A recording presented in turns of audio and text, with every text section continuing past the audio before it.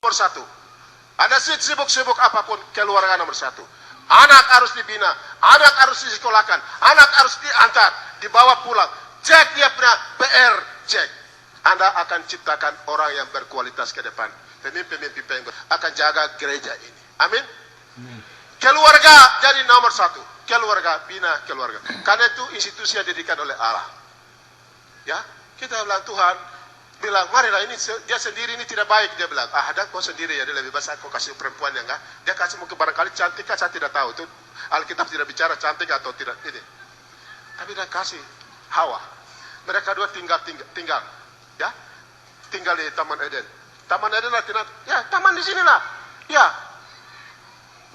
Di tempat di mana tinggal suku Mone, itu Taman Eden. Amin. Ini Taman Eden. Demikian Taman Eden itu di mana di dalam Alkitab di Israel sana tidak. Taman Eden itu di rumah kami. Itu Taman Eden yang Galatar. Di mana Tuhan bilang, jaga tanah ini. Jaga tanah ini dan juga pergunakan. Pelihara tanah ini dan pergunakan. Tuhan tidak taruh catatan jaga, pergunakan, jual tidak ada. Loh, kok jual tanah bagaimana ini? Ini sudah tidak betul lagi ini. Saya dengar ada juga ada bupati satu dia kasih tanah satu di Intan Jaya kah di mana kabupaten mana, katanya sudah kasih untuk bangun kodim. Ini bupati model apa? Sekarang orang suku Mone, suku Me harus larang tanah dijual. Betul tidak? Betul? Betul. Yang lain tidak bicara berarti kamu akan jual tanah. Tanah harus dijaga, itu kehidupan kami. Masa depan anak cucu, investasi kami, Allah kasih itu. Sehingga tanah harus dijaga baik. Harus dijaga. Ya. Sekarang orang jual tanah sana sini, luar biasa. Baru anak cucu kami kemana nanti kalau tanah itu dijual? Ini sudah tidak betul. Jemaat Tuhan yang Tuhan kasih. Mari kita jaga tanah kita, rumah kita. Keluarga, itu institusi yang pertama. Yang kedua, kita lihat itu gereja Tuhan. Itu institusi yang Tuhan dirikan. Allah dirikan di atas batu karang yang teguh. Sehingga Allah mau tidak akan menguasainya. Dua institusi ini kekal. Dan hanya Allah yang bubarkan. Tapi satu institusi yang pemerintah, itu konstitusi yang dibuat oleh manusia. Kapan saja dia bubar. Kapan saja dia berkelahi perang di sana-sana. Hancur porak-porak sana sini. Tapi dua institusi ini yang jangan lupa. Keluarga dan gereja. Gereja itu benteng terakhir. Keluarga itu benteng terakhir untuk jaga umat Tuhan. Jaga keluarga besar, suku Mone, suku di Papua, gereja Kingmi, dan gereja-gereja yang lain adalah keluarga dan gereja. Sehingga tidak ada orang yang main-main namanya keluarga dan gereja. Amin. Jaga. Dan juga untuk memang kita akan jaga keluarga dan gereja, tapi jangan jual tanah. Karena kita tidak bisa hidup tanpa tanah. Kita bisa hidup tanpa uang, tapi tidak bisa hidup tanpa tanah. Apa legal? Ya. Nah, tadi kan Kir bilang tadi, Pak Gembala bilang kita tuh Ipogoma itu apa? Ipogoma itu bahasa apa?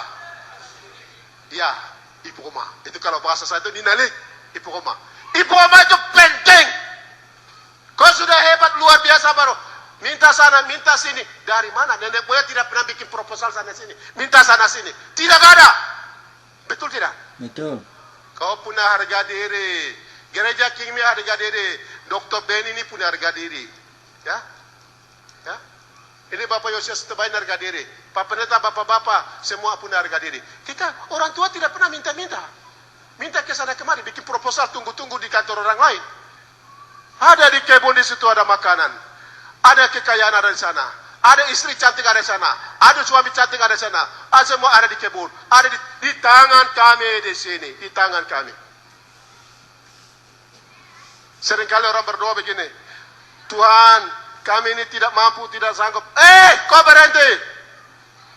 Tidak mampu, tidak sanggup dari mana? Kau bilang, kau saya pemalas. Bilang begitu. Saya tidak tahu kerja begitu. Ya, Tuhan kami ini tidak mampu sederhana. Sederhana dari mana? Allah ciptakan kami manusia seperti dia, sempurna kok. Lengkap kok. Ya orang selalu bilang, Tuhan kami ini tidak mampu. Tidak, tidak. Salah. Doa yang salah. Tuhan kami ini mampu dan sanggup. Karena engkau ciptakan kami sempurna seperti engkau, gambar rupamu. Dan semua talenta, potensi, kemampuan, kesanggupan, hikmat, semua ada pada saya. Saya akan gunakan untuk gereja Tuhan, untuk masyarakat saya. Itu saya sadar. Saya tidak tahu. Tuhan terima kasih. Yang pernah merintis gereja ini, yang mereka naik gunung, turun lembah. Itu kan bisa satu keluarga ini bisa banyak orang di Papua yang memiliki sama. Kemudian hal seperti ini tidak terjadi lagi.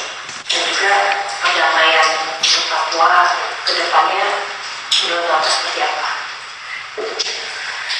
Ya, memang kalau kita lihat secara skala nasional ya, misi utama pemerintah Indonesia di Papua ini yang kita tahu, yang kita rakyat dan bangsa West Papua ini paham, itu misi utamanya adalah misi politik, dan misi ekonomi, dan misi keamanan. Itu. Nah, soal mereka tidak terlalu berpikir tentang manusia Papua. Kami orang kulit hitam ini yang ada di tanah ini, mereka sangat terganggu. Lebih terganggu kalau orang Papua ini punya pendidikan tinggi. Stigma seperti separatis. Kamu orang Papua itu separatis. Kamu orang Papua itu anggota OPM. Kamu orang Papua itu bikin makar. Ini legitimasi, justifikasi, pembenaran. Dan mereka gunakan itu menindas orang asli West Papua di sini. Itu yang terjadi, ya. Itu sudah sejak tahun 60-an. Yang seperti pertanyaannya, langkah-langkah apa yang harus ditempuh? Itu proses perlu ada didialogkan, dikomunikasikan masalah ini. Kami sebagai gereja itu terus-menerus bicara dari dulu, secara konsisten, terus-menerus berbicara. Sederhana. Pemerintah Indonesia duduk dengan perwakilan rakyat West Papua ini untuk dialog, untuk menyelesaikan persoalan-persoalan di Papua. Tapi itu belum pernah terjadi sampai hari ini. Papua ini daerah pendudukan dan penjajahan dengan tujuan untuk menguasai sumber daya alam. Yang kita lihat seperti tambang, ya, di Tembagapura itu Freeport itu, ya, emas dan macam-macam itu di Sorong, di BP sana. Jadi mereka tidak terlalu pusing dengan manusia. Dan manusia itu bila perlu ditiadakan lah. Dengan cara itu kejar laki-laki yang berpotensi melawan supaya dengan mudah mereka menguasai tanah dan memperoleh sumber daya alam yang ada. Itu yang misi yang kami sadar seperti itu. Setuju. Sudah situasinya kejam begitu, bagaimana brutal begitu, bagaimana. Jadi setiap orang mengatakan kebenaran, ya mereka mempertahankan hak tanah mereka, warisan leluhur mereka. Kamu melawan negara, melawan pembangunan negara, melawan pemerintah yang sah. Ini sepertinya itu jadi benar begitu, dan itu sudah menjadi ketakutan yang luar biasa, trauma yang sudah terbangun lama, sehingga membuat orang membisu dan diam dan tidak berani. Tapi pada sekarang bukan saatnya lagi. Kami gereja harus bicara yang menghargai martabat manusia. Perjuangan mereka kami harus hargai. Lalu yang kedua, kami sudah sekolah. Kami sudah banyak belajar sejarah perjuangan Soekarno melawan Belanda, melawan Jepang. Kami sudah belajar dari dia. Ya, dan kami banyak belajar baca buku-buku bagaimana perjuangan yang dilakukan oleh kulit hitam di Amerika Serikat, di Amerika Latin, dan kita belajar lagi di bagaimana perjuangan Afrika Selatan yang melawan apartheid, dan menyadarkan kami bahwa ada penjajahan, ada penindasan, ada represi yang dilakukan oleh negara menggunakan kekuatan negara. Ini. Jadi sekarang sudah saatnya untuk kita duduk berunding. Rakyat West Papua atau bangsa West Papua dengan bangsa Indonesia sudah saatnya mereka duduk berunding. Jadi kalau untuk dialog Pak, dari pemerintahan Jokowi berusaha untuk bersama, tapi sampai sekarang sebenarnya tidak terjadi ya. Menurut Bapak bagaimana caranya supaya itu bisa terjadi? Dulu waktu kami minta untuk dialog kepada pemerintah Indonesia, mereka selalu bilang, dengan siapa? Yang perwakilan orang Papua yang mana? Tapi hari ini rakyat dan bangsa West Papua mereka sudah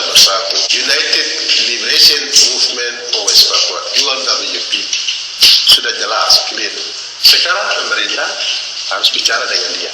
Dan pemerintah Indonesia tidak bisa katakan itu kelompok yang ada di luar negeri. Saya sebagai salah satu pemimpin umat Tuhan, seorang gembala pemimpin gereja di Papua, saya mau sampaikan bahwa UWP itu payungnya resmi politik perjuangan rakyat dan bangsa Sulawesi Papua. Dan pemerintah Republik Indonesia mau dan tidak mau berunding dengan dia kalau persoalan Papua mau diselesaikan.